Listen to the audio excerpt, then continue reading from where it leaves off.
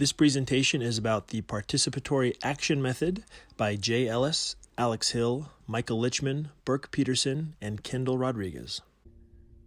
Participatory Action Method, referred to as the PAR method, is a philosophy of research that focuses on participation and action from the community being studied, and is said to be done with people rather than on or for people. Throughout the design, implementation, and dissemination of a research study, the community is involved to help answer questions, identify research questions, and generate solutions based on the findings.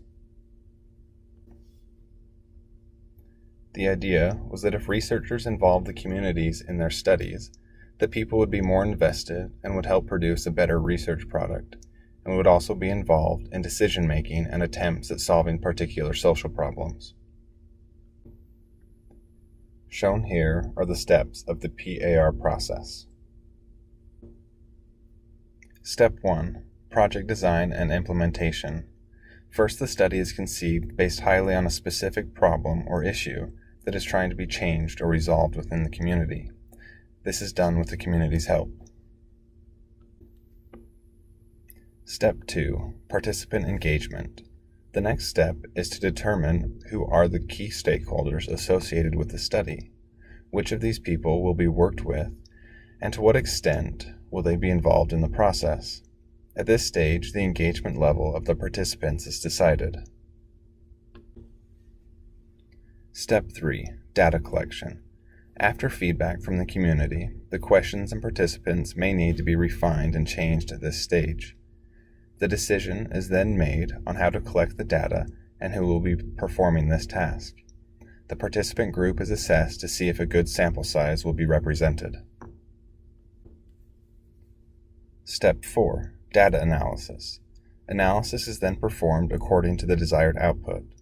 This considers the geographic component of your data, such as cities and neighborhoods. If there are other interests in organizing change or advocacy, the data can be analyzed for that purpose as well.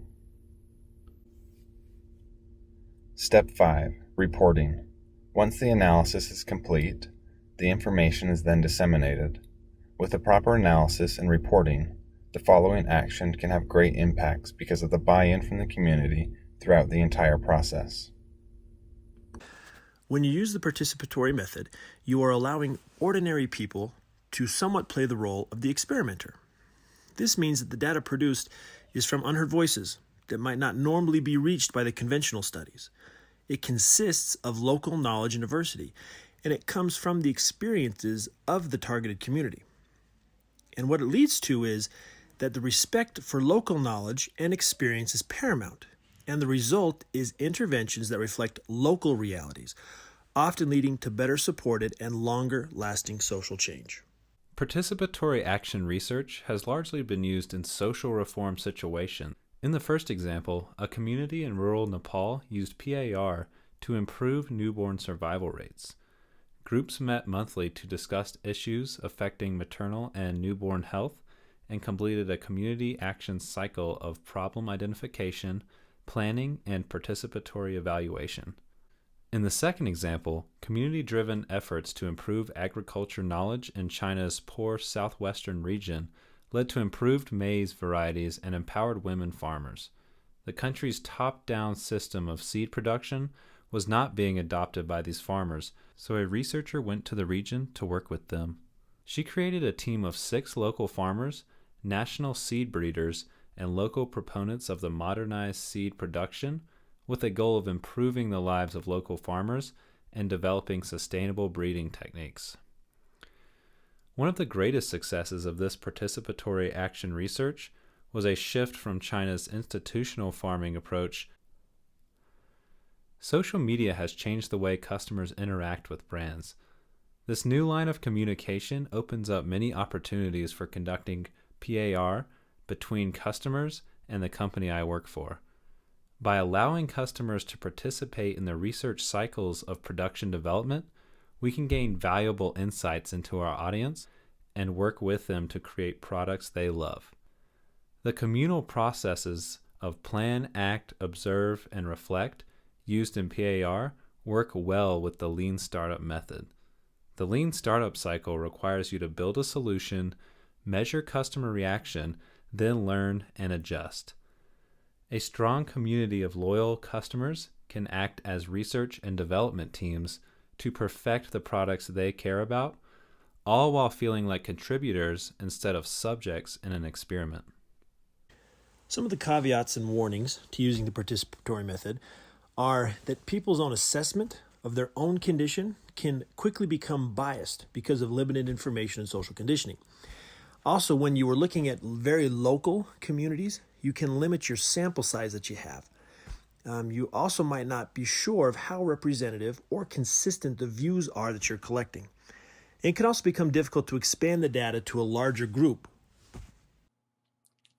Hi, I'm Michael Lichman, and I will be addressing some of the ethical considerations related to participatory action research, or PAR as it is commonly referred to. PAR has some particularly challenging ethical issues because it doesn't fit neatly within the traditional methods of research that the universally acceptable guidelines for the ethical treatment of human subjects in research were built around and for.